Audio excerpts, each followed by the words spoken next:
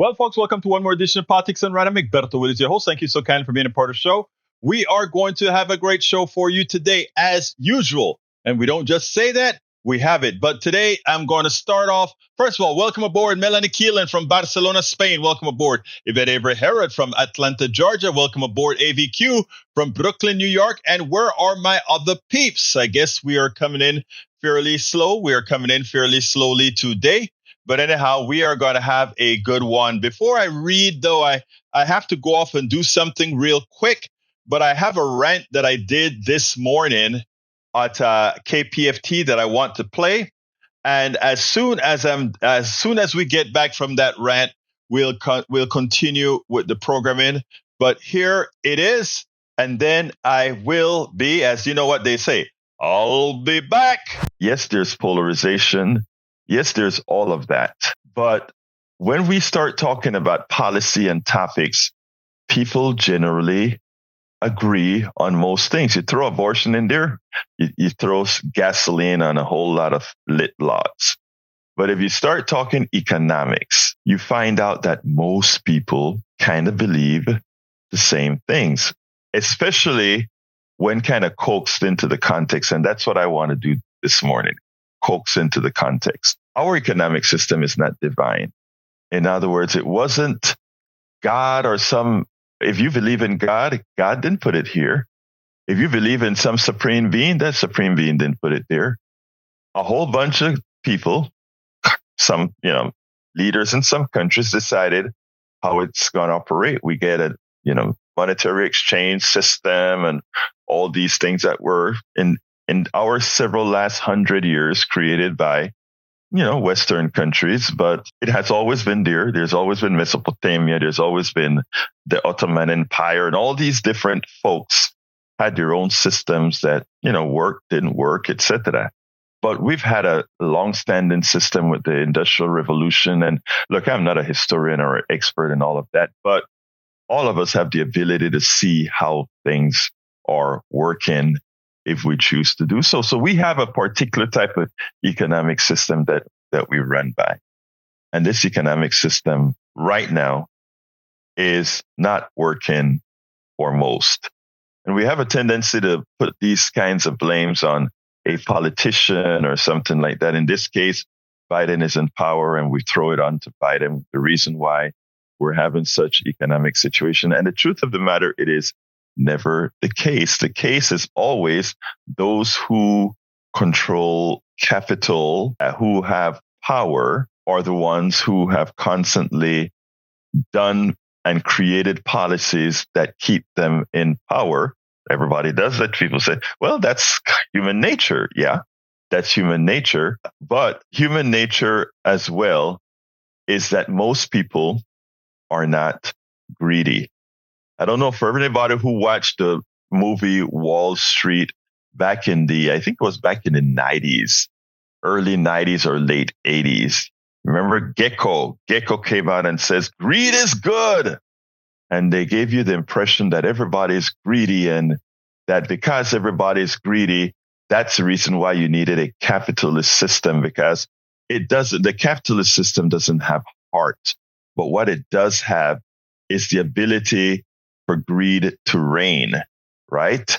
It's always about maximizing the dollar, making as much money as you can. And if you don't do it, somebody else will, etc. And that greed is what drives us. And it's easy to disprove that, right? It's easy to prove, first of all, that that's a lie, though we all say it and believe it. Greed is good. Greed is what makes things go around, etc. If that were the case, think about this. We wouldn't. The vast majority of the people in the world, and let's just use America as a whole, the vast majority of Americans won't allow 1% of Americans to screw them, because in their greed, they would not allow others to be more greedy than they are, or that they could, or that they would. Most people just want to go to work. They get up in the morning. They want to go to work, be able to pay their bills and live a life. Most people want to have either a family life or a party life or whatever. They just want to make enough to survive. Greedy, they're not. Greedy are the psychopaths, however. Greedy are the psychopaths who eventually also control the system via their greed. And given that all of us just want a job, or when I say a job, whether it's one that we create ourselves or whether it's one working for somebody else. So in order for us to be able to change things, if we want to change things, we have to first stop believing the nuttiness, the silliness, that which is imposed on us as fact or somehow truly believe. No, most people are not greedy. Most people are not cutthroat. Most people, in fact, are good. Many of the folks, however, that walk on top of others to make it, no matter what, those are psychopaths. So what you find, and I hate to put it this way, but that person who is running away from taxes, that person who has $1 billion and is going to go back and support politicians who tell them, I'm not going to allow you, I'm not only going to allow you to hold on to those billions that you really didn't earn, but I'm also going to ensure that you don't have to put back some of those billions in the form of taxes. And those billionaires who support you then, so it shows the psychopathy. It shows the psychopathy of what I'm talking about. Because I'm going to use myself, yours truly. If I were ever to get $1 billion, well, I couldn't get $1 billion because the truth of the matter is, as I started accumulating wealth, I would be throwing it out the door probably as fast as I'm getting it. Again, I am like most people, human. I'm like most people, just want to survive comfortably, but don't worship the mighty dollar proper, the wealth proper. I want to give back. The thing about it is also, I could not possibly, with my knowledge, with my work, with the things that I do, there is not a possibility for me to be a billionaire without having walked over, harm someone else, whether directly or indirectly, because my worth does not afford me the possibility to make that kind of money. An economic system, let me give an example now. If I had bought Tesla, Elon Musk's company that really didn't make him a billionaire, that he had to walk over others to make it. If I had bought that stock, I could have sat in my home and turned, let's say, $100,000 into, let's say, several million. Let's just, for argument's sake, say $1 billion. And one would say, well, look, you became rich and you didn't harm anybody to do it. You made a wise investment. To which I would say, yes, I made a wise investment. But to say that in my wise investment, I hadn't harmed anybody forgets that, let's go ahead and use having bought Tesla as an example. I haven't harmed anybody directly, but there's something called abstraction, which is what capitalism is what it perfectly does. Abstraction means this. I have designed a system where I can profit, get very wealthy without directly harming anyone, but the institution itself that have afforded me the ability to be rich harmed a whole many. Let's go to the electric car or to Tesla or whatever.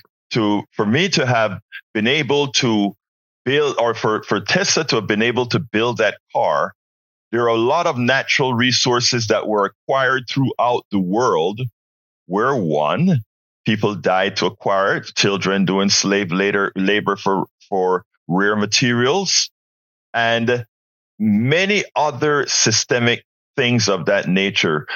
People working in some parts of the country producing certain types of things that harm themselves, that cause them ill, etc. So I got rich because the Tesla executives were able to get the working of executives in Pakistan, executives in Afghanistan, executives in Peru, executives in Ecuador, and all these places where all these different types of material come from. And by the way, I'm random using countries where they export some sort of material where people harm themselves and get in the materials for which we build things, for which the stockholder of these companies have enriched themselves and abstractly not harmed anybody, but abstractly do so. And then at the same time, having raised the billion from that big stock investment or whatever, where I've harmed nobody directly, when it is time to say, now I should want to pay a tax, I try to find every mechanism possible not to pay the tax, but to hold on to that wealth created by the design of an economic system that, yes, harm others, but abstractly hides the way in which it does so. Again, it's a matter of narrative and how the story is told. And we are told a story about how an economic system runs and why interest rates are high or low or where inflation comes from or not. And we sit down and we watch MSNBC, NBC, CBS, CNBC, and all these stations singing the same narrative. And we sit down and just play our part in the game and believe all that we hear. And anybody that disagrees, we have another group of folks who make it seem from the writings that they do that you are the one that something is wrong with you. You are the darn communist. You are the damn socialist. You are all these things that they make into a negative to ensure that this system that is designed for the psychopaths to succeed are fine. Now, I'm not talking about that baker who's a millionaire because they created a nice tasting bread that a lot of people like, and that they ultimately buy in and become rich. And when rich is relative, that millionaire, that's not who I'm talking about. Oh, that guy, that person is fine. If you work hard as hell, you deserve to make more than somebody who isn't working as hard. But after you have reached a certain amount of wealth, capital, etc., you are not doing it on your own. That wealthy baker eventually, yes, it's his flavor or her flavor and her magical way of using yeast and all of that.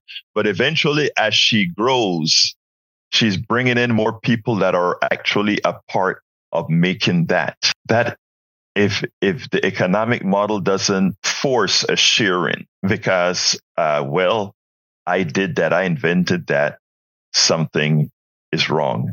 So when Sanders and Omar is leading, that is Bernie Sanders and Ilhan Omar, as this article points out, they're leading the drive to have a global tax, because what else the wealthy does is they take their monies and they hide it into places like the Caribbean, where affords them a zero tax rate just to hold their money at some fixed cost or whatever. We have to create an international mechanism so that those who have made their money on the backs of others, and that is every super wealthy person on this planet, doesn't get a chance to play country number one against country number two.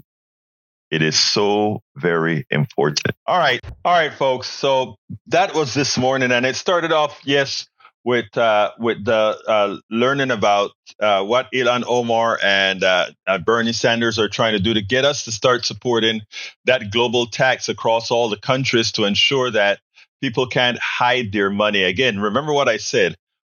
Most of the money that any wealthy person has made, if you go down the machinations of how that money is made, it's made on other people's excess labor, the work that other people do.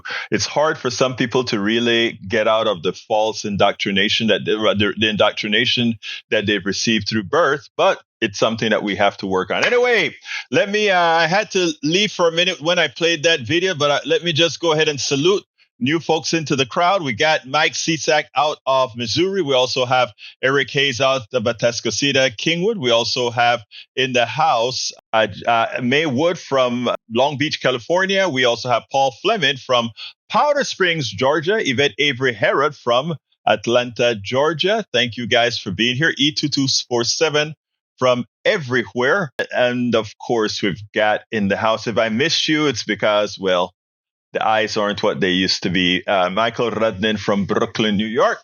Anyhow, Michael has a long one that he wants me to read. So here it goes, Michael. Egberto, pardon a long one. Futurism. Experts fear horrifying heat waves that could kill tens of thousands of people at once. We could have the Hurricane Katrina of extreme heat on our hands. American cities are ill-suited for the heat. The asphalt and concrete that dominate our infrastructure mercilessly intensify it, driving outdoor temperatures in urban areas up to an additional 20 degrees Fahrenheit on a hot afternoon. We have been ignoring the fact that we've trapped ourselves in metropolis-scale frying pans thanks to air conditioning in our cars and homes. But the uptick in extreme weather attributed to climate change, plain old heat included, has continually put many cities' energy grids under threat. So what happens when all those AC units suddenly lose power? If a blackout hits during a blistering heat wave, an absolute catastrophe, according to experts in an op-ed piece for New York Times written by Jeff Goodell, author of The Heat Will Kill You First. In one such extreme scenario befalling an American city, over 10,000 people could die as the result of a single heat wave, sending hundreds of thousands more to the hospital. Brian Stone, study lead author and director of the Urban Climate Lab at Georgia Tech, told New York Times, it doesn't really matter if the blackout is a result of cyber attack or a hurricane. For the purpose of our research, the effect is the same. How long until this happens? As global warming is accelerating and becoming the new normal, we're seeing so many more heat domes with repeated record-breaking land and ocean temperatures. An increased rate of major hurricanes and the power grid can only handle so much, especially when the heat goes high and the demand exceeds capacity. And you know what is so funny? Look, we are there, right? We've sufficiently changed the climate that we're going to get these swings. And the truth of the matter is we are still in a mitigatable state, right? What I mean by that is, yes, we're going to get more severe hurricanes. Yes, we're going to get more severe tornadoes, etc. But we can start building, not building for the calamity that's about to hit us, right? But to do that, you cannot do it without creating a new economic system. And the reason why is there's no money in building a whole bunch of strong structures or whatever in places where in a system where randomly is where you will get hit, but it's done in a random fashion such that, hey, it is more economical because of the value we put on human life. It's more economical, as the article puts out. I don't know if the article says this, but the way capitalism sees people is we have to do a cost analysis, whether the insurance on 10,000 dead people exists, the enormous cost of both reducing greenhouse gases as well as building for this new type of climate. It's a shame, but everything it runs through our capitalist system. If you all remember, even during COVID, here we have this big pandemic, and what had to get straightened out first was not the research and the science, but who was going to profit from it. It's amazing how corrupt our economic system is. And it's amazing how we are indoctrinated into believing this is how things ought to be, or this is how things are supposed to be. Michael says, Egberto, the greed is a spectrum. Some people are greedier than others. True. People who can relinquish all positions are a rarity. That's true. But I mean, I'm not talking about the regular person that wants to have more. You know, a lot of people go ahead and buy stocks with expectation that they will get a dividend and a capital appreciation. That is some level of greed. That is some level of making your money off of somebody's back. But it's one that we can all partake on in some sort of a manner.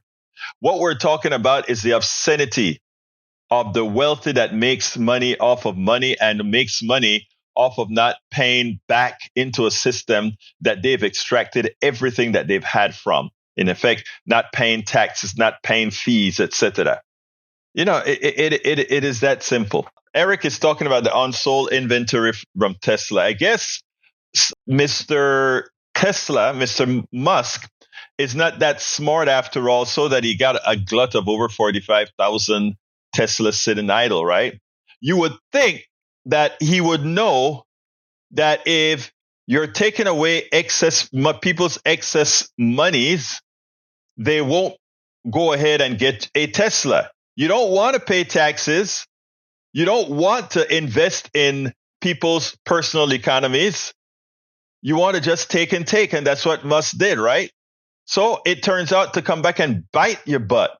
Now let's give another scenario. Another scenario is as follows. You go ahead and support things like basic income. You support the subsidizing of the people who are working hard but need subsidies, which would also mean if you want to go electric, right, you actually support policies that government may have to subsidize further electric cars, let's say, for the poor. It'll help them on not having that large energy bill on gasoline, et cetera, et cetera, et cetera. But these people oppose policies because they just want to take as much out of the poor and the middle class, not realizing that, and they're so smart, right? Not realizing that if we gave more money to the poor, if we gave subsidies to the poor, et cetera, to bring them a step higher, in the long run, it would be beneficial for a Tesla as well. Because those 45,000 cars that you got in inventory would be gone so damn fast. And that's 45,000 less greenhouse gas emitting vehicles on the market. But you see, when you're indoctrinated by a silly, preposterous fallacy, you don't get good policy that can help everyone, including those who have stolen their wealth, like Musk. Even Musk would do well if he decide, I am going to pay more taxes. I am going to support policies like basic income. I'm going to support policies that subsidize behavior so that we can do something about climate. Oh my God, talk about the explosion. But no, they just can't see letting the poor or the lower middle class or the middle class for that matter have anything. It's just the psychopathy that you hear me talk about a whole lot. The psychopathy of the wealthy. All right. Let's see what else we have here. Brother E2247 is in the house. He says, where olive trees weep. A 21-day journey begins. Ashira, Darwash, Mauricio, and Zaya Benasso. He always have some great stuff from us. I guess that's a good movie, huh? Anyway, Michael also said, Egberto, our legislature and judicial branches have often had the choice whether to rein in the corruption or loosen the regulations regarding corruption, and they have consistently chosen poorly because they themselves, Brother Radnin, are corrupt. All right, let's see what else we've got here. I'm looking to see if I see E2247 numbers, which we always like to point out, where he tells us about the current run. There it is, day 250. Casualty, let me make sure I get started in the right place. Live, right here. Day 250 since 7 October 2023 equal 37,202 Palestinians killed, 401 persons more than day 245, at least 84,932 wounded, equal 122,134 casualties. And that is equal to an equivalent of 400 casualties a day, 489 casualties a day of an estimated 5.385 million population in the West Bank and Gaza. That's approximately 149 people per day being killed. 38% are kids and women. Wow. Were U.S. to be in that situation, it would be an equivalency of 7.633 million Americans killed. Think about that. Think about that. Whenever they're talking in an antiseptic manner about what's going on in Israel, remember exactly what our complicity in that. Let's see what else we got here. Eric Hayes says, Omar wants the tax money in her pocket. Do you have any evidence of that other than just blurting something out from the right, or maybe from the depths of your brain? Can you prove that statement? I doubt it. Sharing the wealth is called a salary for employees. No, it's not. A salary for employees is not sharing the wealth. Sharing the wealth is making sure that employee gets a salary commensurate with the production that they actually created. Okay, that's what it means. I know you've been indoctrinated, CSAC, into believing you are worth so little. I know that. I know you believe you're not worthy, brother CSAC. I know you believe that executive is so much better than you. His blood is so much bluer than yours. But I'm here to tell you, I am your brother, not the executive. And I think more about you than you think about yourself. I have more concerns about you than your executive thinks about you. Your executive thinks that you are just another indentured servant. I say you should be gaining that which you created. So, brother CSAC, understand who your real enemy is. It's not the lowly progressives that are trying to make life better for all, but it's a person who looks you in the eye and tell you you're not worth it. Not necessarily in those words, but in the acts that he performed. So don't forget that. Whenever you're doing that, Lizard Queen is in the house. Good afternoon, Lizard Queen. Great to have you here. Michael Rudden says offshore tax havens equal tax evasion, and the estimation is that 20 trillion is thusly squirreled away. Now imagine if we took about 20% of that. All our problems are over economic. That's the grand theft that we're talking about. 20% of $20 trillion is about 4 trillion. Think about what we could do with that over time. All right. Billy, Allison, Irwin is in the house. Welcome aboard. Billy, where are you from? You're from Houston, right? Mike C6 says leftists want people to cut back on their AC during the summer, but then want them to buy an electric car. Who wants them to cut back on their AC? They need your AC. I've never said anything about people cutting back on their AC at all. All right. Hayes says actually politics on right, Egberto. People are not buying electric. Whole market is off because they can't afford. Yeah, because why can't they afford it? That's the entire explanation that I gave you. I gave that entire explanation about why, though, there's nobody to buy them because the people can't afford to buy them. They can't afford to buy new gas cars either. Come on, Mr. Hayes. At least, look, Mr. Hayes, there's something that I would suggest that you learn how to do. You know, the brain has a membrane. The brain does. And I don't remember what my daughter told me it's called, but it's an impenetrable membrane. Very few chemicals can cross that brain divide. In other words, can get into the brain through this membrane. I forgot what the membrane is called. There are a few chemicals that can make it into the membrane, but there are most that the brain protects itself very well. Unfortunately, some people don't only protect the physical brain, but they protect the intellectual brain from bringing in new information, analyzing said information, and learning from that information. One of the things that I've always cherished myself on is being able, first and foremost, to say, I was wrong. And you know why I was able, the most powerful thing one can say is that I was wrong. And let me tell you why that is so powerful. That means that you have the ability to learn. You can only demonstrate the ability to learn to somebody else after having said, I was wrong about that, I did not understand that, or I learned that. But if no matter what somebody tells you, fact-based, if you continue to regurgitate the same stuff, irrespective of what you're told, that is like that brain, the blood-brain barrier that my daughter talks to me about, that it's almost impenetrable. But there are chemicals that doctors, biologists, biochemists have found to break that barrier.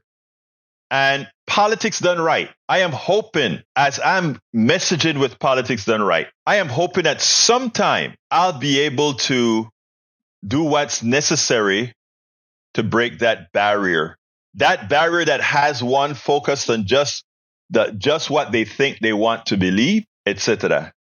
But we've some of our progressive viewers have said and told me several times, Egberto, I just can't. You believe in bringing everybody into the home, which I do, and several of them have said I just can't deal with the people who are allergic to, whose the truth is anathema to them. And there are several people that they continue to support, but they just say, we got to do this stuff either one-on-one or in some other platform, because too many of these people continue to just fail in the intellect, in building their intellect. Welcome aboard, Lee Grant. I see you came in late today. All right, Carl Cox says, Egberto, I emailed you an email with a link you can click on to see my entire graduation ceremony. All right, I'll check it out, Mr. Carl Cox. Eric Hayes, Mike Cisak believe in the God who loves the wealthy, tolerates the middle class, and hates the poor.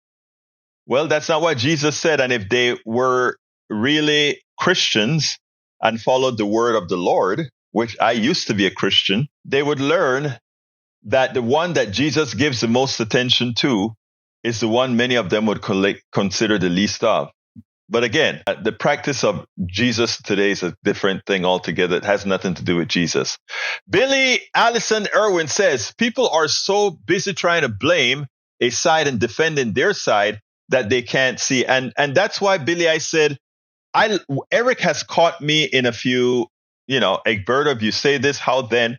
And I come straight up and I said, oops, you're right. But I'm watching, and I'm picking on Eric right now. I am watching Eric right now. Eric would hear you make statements of fact. And once you got him cornered because he realized, oh, you're right, he can never say, oh, I was wrong there.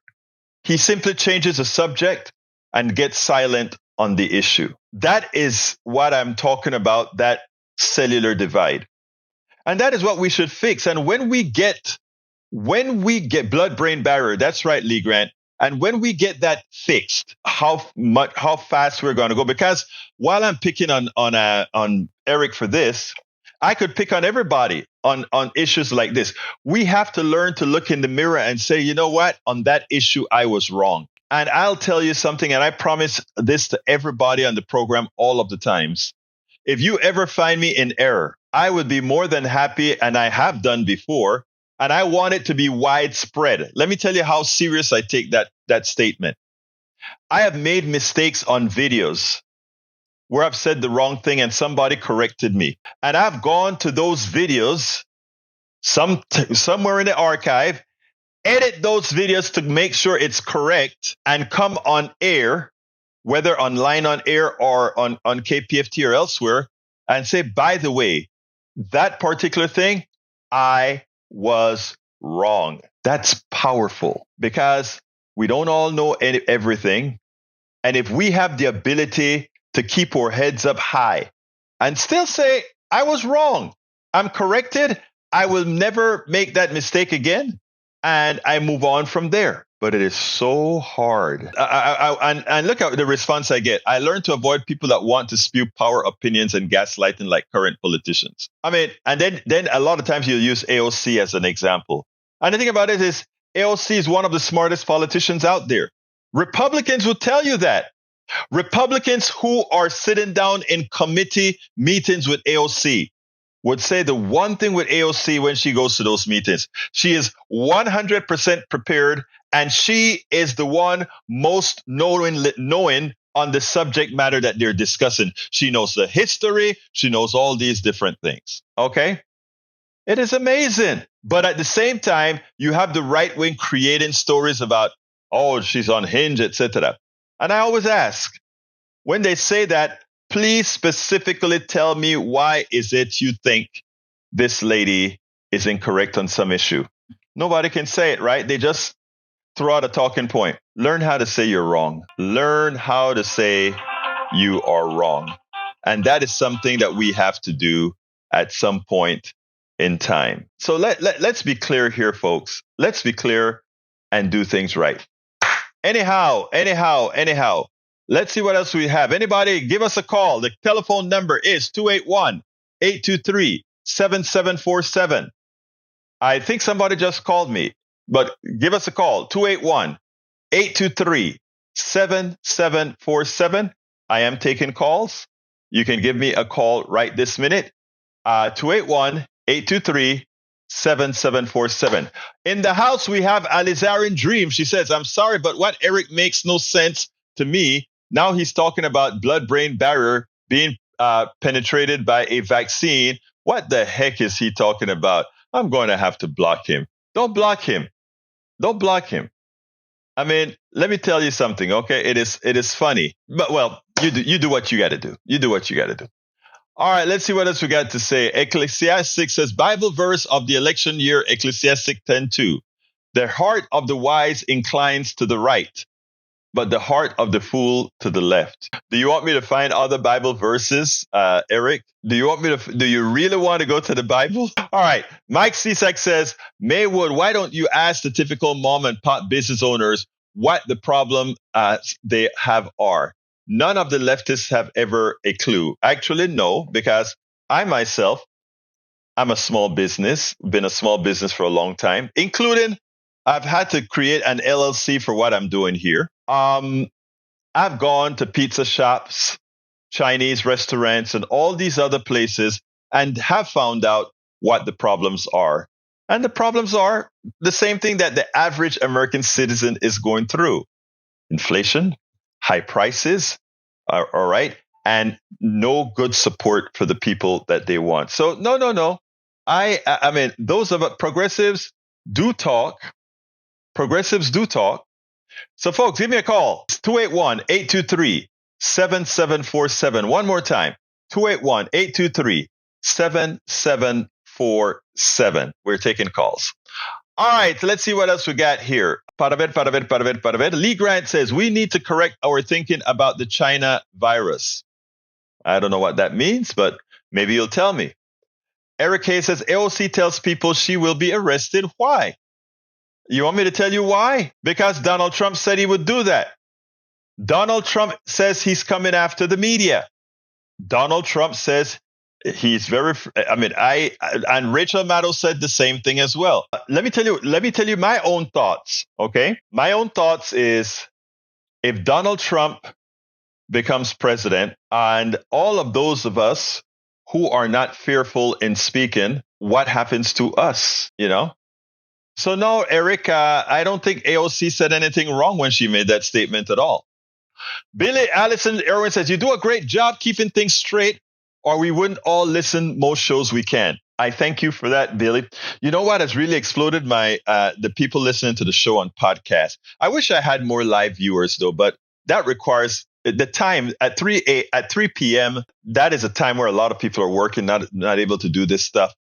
Because our 6 o'clock, which I thought wouldn't get a whole lot of airtime, but our 6 o'clock in the morning on over the air, I mean, that goes berserk, both on the streams, our KPFT streams, as well as on air with people listening. That in real time, that goes is a whole bunch of people. But even more is the podcast when the podcasts go up. I process it after and do it on the podcast. And I'm actually syndicating it for free, of course, to all the stations in Pacifica, which means it has a potential to be on over 200 stations.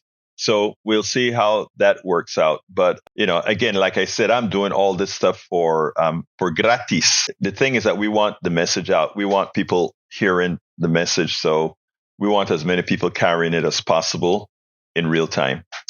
All right. Lee Grant says, I'm interested in the truth and how people can easily be misled.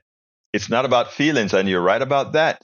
Let's see. Marxist for Biden says, if there is a Trump purge, highly likely, do you think they will come after the little guys like you? Absolutely. But they'll come at us. Your question, brother Marxist for Biden, is Will they come after you? The answer is yes.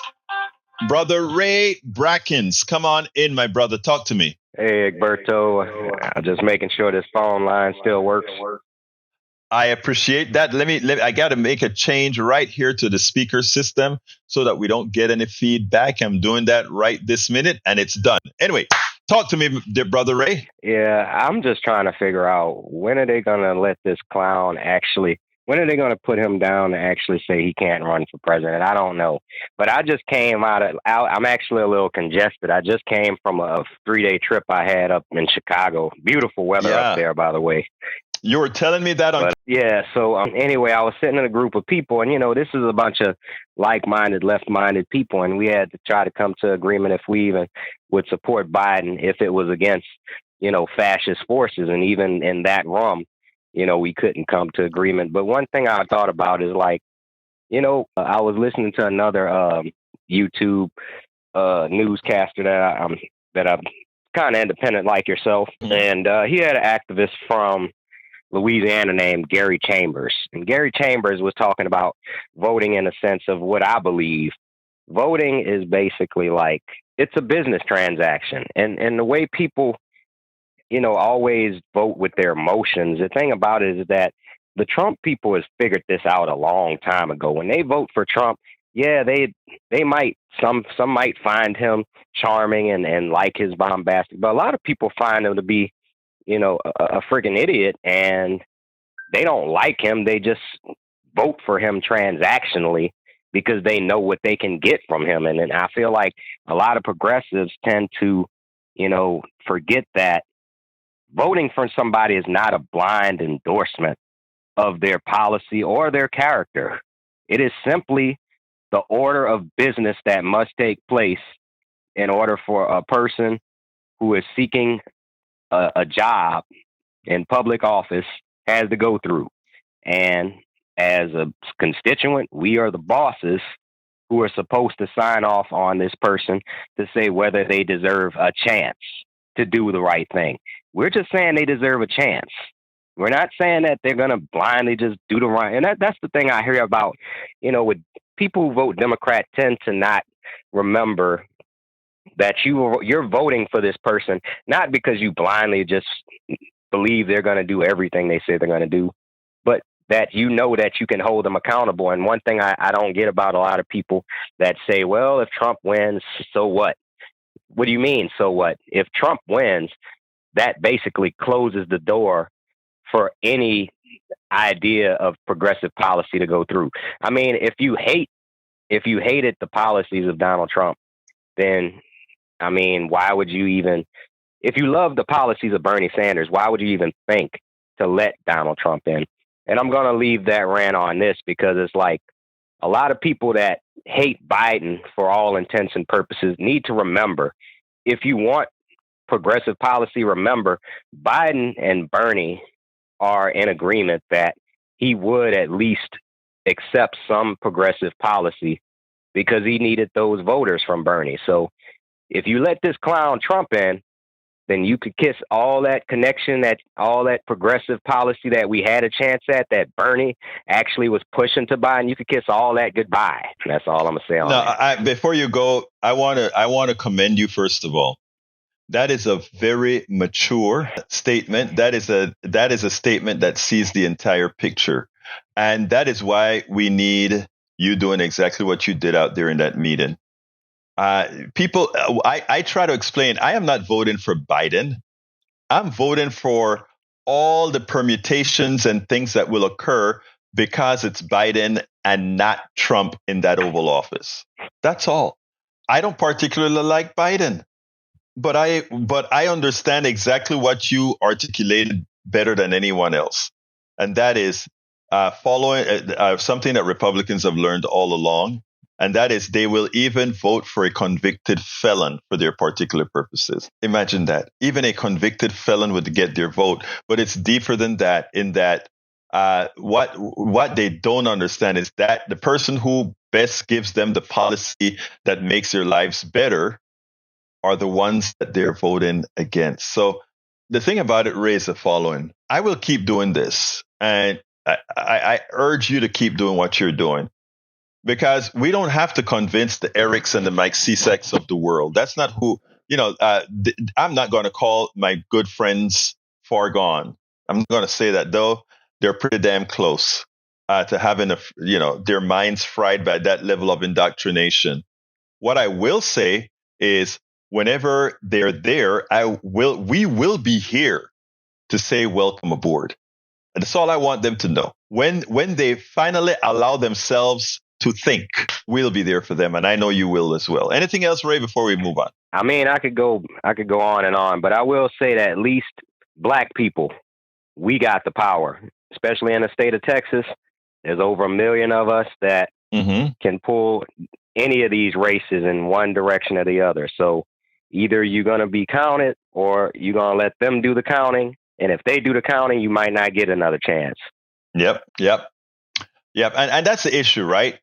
People can say, Trump won't do this, Trump won't do that. Trump said he would. And we've seen all the Republicans fall in line, even the ones that once hated him. So therefore, anybody who tells you with a straight face, Trump is just saying that he wouldn't do it. Recall that how people fell in line, how the Republicans are lockstep in lockstep with him. We can't take the chance. We simply cannot take the chance. So you keep doing what you're doing, Ray, and you keep getting to your crowd. You're a young man. You have a big job on and between now and the start of the election, which is it goes on for probably 30, 40 days. You have a lot of work to do, just like I have a lot of work to do, just like every progressive have a lot of work to do. So thank you for doing what you're doing. And thank you for that little conversation you had back out there in Chicago. But I want to show you something real quick. You went to Chicago, right? The first thing that Eric said is, it just shows you the mentality. The first thing he thought about is if you went to Chicago, if you got shot or something like that, right? It just shows you how silly. Chicago is likely safer than most red state cities. I mean, Chicago is full of wealthy people living the life, going out and having parties and all of that. Just fine. They've caged the areas that really have crime. They've caged it in. You don't have a problem in Chicago, but in the red states, you do. Yeah. My God. Oh, and by the way, yes, Chicagoans, and just to leave this little nugget of information, they're making at least $16 an hour minimum wage. So there's that. There's less motivation to want to have crime because you actually are making enough money to support yourself. Yeah, and it's funny because TV is going to show you, 5 gangbangers killed each other, 10 gangbangers killed each other. Well, yeah, that is segregated into particular areas of Chicago. But red states and these other places, it's crazy. But thank you, Ray. You have a wonderful rest of your day, my brother. All right, I'll keep watching. Take care. Take care now. All right. So, Eric, may I say as kindly as I can, grow up or think, maybe? All right. Melissa Bowie says, the People's Chat Corner, Medicaid is a Title 19 of the Social Security Act added to Social Security in 1965. Purpose is to provide matching federal funds to all states. And then she says, so that means Texas refuses to add their part to it, but the money is there. WTF. Let me explain that to you. It's not so, as I recall, it's, you did say Medicaid. I thought, for some reason, I thought I read Social Security. The Affordable Care Act, when it was written, they made some changes to it, but then Senator Kennedy died. And when Senator Kennedy died, they could not get the amendments to the Medicare, to the Obamacare bill, the Affordable Care Act passed when he died. So everybody thought it was dead. Oh, the Obamacare is dead. And Nancy Pelosi, the great, when I tell you that woman saved the Affordable Care Act, don't look at any of the guys around. Don't look at Obama. Don't look at any of them. You take a look at what Nancy Pelosi did back in 2010. Nancy Pelosi said, okay, here's what we do. We got the 67 votes in the Senate for this bill. And that bill did not include the Medicaid expansion to the Affordable Care Act in the form that we wanted it. So what she did is she did say, what we'll do is pass the other bill as a standard appropriation bill. I don't remember what they call those types of bills. But the problem with that is even though those bills had to be done, can be done with just a majority vote, which they had, it meant that as soon as a Republican comes in, they can overturn it. Okay? So there are a lot of things that should have been law that turned out to be law as long as Democrats were in power. Now, when it comes to this part of the bill with what Texas is doing, Texas just shows that our Republican politicians are murderers, because a lot of people who should have health insurance right now, they don't. Because the Medicaid expansion to the Affordable Care Act, that's what you're talking about, Melissa. The Medicaid expansion to the Affordable Care Act. What happened there? Texas decided that they didn't want to take that up. And as such, every Texan is paying into that fund. Every single Texan is paying into that fund. But no Texan, no poor Texan gets to take advantage of the Medicaid expansion to the Affordable Care Act. So they stay without health care. They stay without insurance. Let me tell you what's worse. Here's what's worse. The first 3 years of the Medicaid expansion to the Affordable Care Act, guess how much it costed the state? $0. The state paid $0. And all their poor people would have been insured the first 3 years. So let's say the state said, we don't want to spend that money. They could have at least given the poor people in their states, which we have a 21% of our people are uninsured. They could have said, we're going to give them, since the state doesn't have to pay, we're going to allow this to come in for those 3 years and give all those people health care for 3 years. The criminals in Austin, Texas, the Republican Congress representative said, no, we're just not going to do it. Now, here's the other thing. After those first 3 years that they got Medicaid expansion for their citizens for zero cost, the most it would cost a state is 10% thereafter. 10%! Not 100%, not 50%, not 40%. It would have cost Texas 10%. We have left over several $100 billion that did pass through our economy. And we don't hear the news media talking about that, Melissa. You brought it up. You are shocked because you hear it, Melissa. Do you think a lot of the Republican people living in the rural areas really know that the reason many of their family members are dying is because Republicans that they voted for refused to pass the Medicaid expansion to the Affordable Care Act? Do you think those rural people know? So my next contention, Melissa, is this. Why the hell aren't the Democrats saturating rural America? In Texas, we should own rural America because their hospitals are closing, Melissa. Not only are their hospitals closing, their emergency rooms, now they have to drive 40, 50, 60 minutes, if they're lucky, to get basic care system. Our rural brothers and sisters, because of the news media that they partake of, because of what they read, because they believe in the gullibility pushed by their pew, they get themselves harmed. Melissa, thank you for bringing that up, because that gives us the opportunity. Maybe I'll make a cut out of this little rant and make it into a little clip and try to get it on some conservative boards. Thank you for bringing that up, Melissa. Thank you so kindly. I got to get out of here. I'm actually late, but I need you to please support the program, folks. How can you support the program? And we're way behind. We're way behind. I'll clip it, Mila. I'll clip it. We need your support. We can't do this without your support. This is all I've dedicated my life to doing right now, and that is inform. And if you take a look at politicsandright.com/info, you see that we put this stuff out all over the damn place because we know it has to get done. If you go to politicsdoneright.com/info and I put it right here, that is what we have to, that is where all our stuff is at. So you'll see my YouTube, Facebook, Instagram, TikTok, everything. We have it all integrated. Make sure and share that stuff. That is how we make a difference. But if you want to support the program, all the different ways in which you can support Politics Done Right on the internet is at politicsdoneright.com/support. Remember, we do blogs, books, articles, the whole works. politicsdoneright.com/support. You can support our Patreon at politicsdoneright.com/Patreon. Patreon is spelled for our podcast. For those listening on podcast, it is spelled Patreon. You can also support us by getting our books. My trio, the Mighty Trio, is what's scrolling on the screen right now.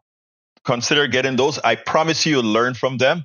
But most importantly, subscribe to the newsletter if you can. It's free for those who can't give Politics Done Right a coffee or so a month. But if you can, go to politicsdoneright.com/newsletter, politicsdoneright.com/newsletter, and become a monthly supporter. It's cheap, a coffee, to make sure we can do what we're doing. I think I'm up to 103 subscribers right now. I need about 1,000, but we're at 103. You got to make a start somewhere, right? So please go ahead and support us however you can. I got to get out of here. My name is Egberto Willies. This is Politics Done Right. And you guys know how I'm going to end this baby. I am what?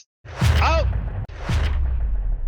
We spend a lot of time deconstructing the news, trying to parse it into a form that everybody can understand. We try to find those little nitpicks where it flies above the fray, etc.